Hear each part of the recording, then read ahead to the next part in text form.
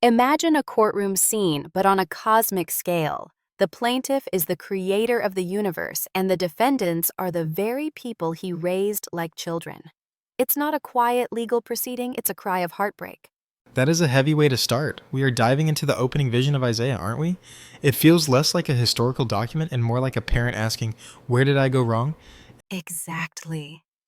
The first few chapters of Isaiah paint this incredibly vivid picture of a society that has completely lost its moral compass. God actually compares his people to farm animals, noting that at least an ox knows its owner and a donkey knows where its food comes from. But his own people? They are clueless. That stings. It's the ultimate accusation of ingratitude. But what strikes me is that these people aren't irreligious. They are actually very busy with religion.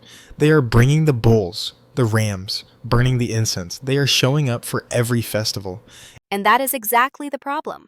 It's the disconnect between ritual and reality. God says he is actually exhausted by their worship. He calls it a burden. He essentially says, "Stop bringing me these useless gifts." It's shocking to hear the deity tell his worshippers to stop worshiping. Because their hands are full of blood. It's a timeless critique, isn't it? You can't perform the liturgy on the weekend and then ignore the oppressed during the week. The text demands a pivot. Cease doing evil, learn to do good, seek justice. Right. He explicitly mentions defending the fatherless and pleading for the widow. It's social justice as the prerequisite for spiritual acceptance. But then, right in the middle of this indictment, we get this beautiful offer of settlement. Come now, let us reason together. The scarlet and snow metaphor. Yes, even if the stain is deep red, it can be washed white. It's a moment of hope before the gavel comes down. But moving into the second chapter, the scope widens. We get this massive contrast between the current corruption and a future ideal. You mean the vision of the mountain of the Lord? This is one of the most famous images in human history. The idea that all nations will stream to one place, not for war, but to learn the ways of peace.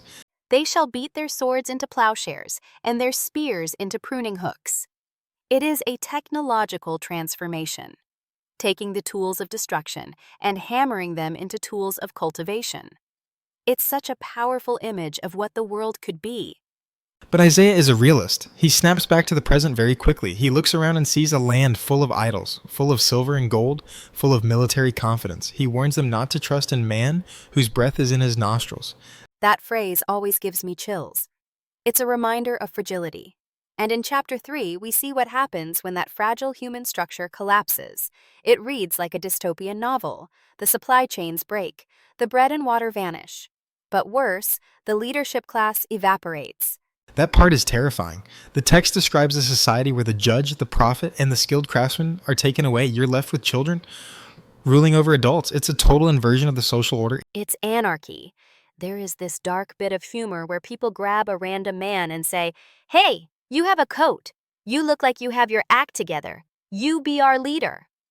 And the man refuses, saying, "Don't look at me. I don't have any food either." It shows how desperate people become when the infrastructure of justice and competence rots away. And Isaiah doesn't spare the wealthy elite either. He turns his gaze to the daughters of Zion. The fashionista judgment. He lists their accessories with such precision. The anklets, the crescents, the nose rings, the veils. It's a catalog of vanity. It really is.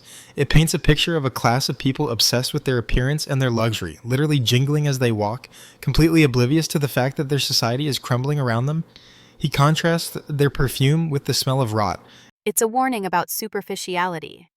When you care more about the brand of your cloak than the poverty of your neighbor, you are headed for disaster. But just when you think the book is going to end in total fire and ruin, we get to chapter 4. The remnant. The branch of the Lord. It's a short chapter, but it changes the tone entirely. After the judgment, after the washing away of the filth, there are survivors. And the imagery shifts from a courtroom to a sanctuary. It talks about a cloud of smoke by day and a flaming fire by night, calling back to the Exodus. It's the idea that God's presence becomes a protective canopy. A shelter from the storm and rain. It suggests that judgment isn't the end goal. Purification is. The fire burns away the dross, the fake religion, the corrupt leadership, the vanity, so that something holy can remain. It leaves us with a challenging question. Are we the people clinging to the oaks that fade, trusting in our status and our stuff, or are we part of that holy remnant that seeks justice? That is the question.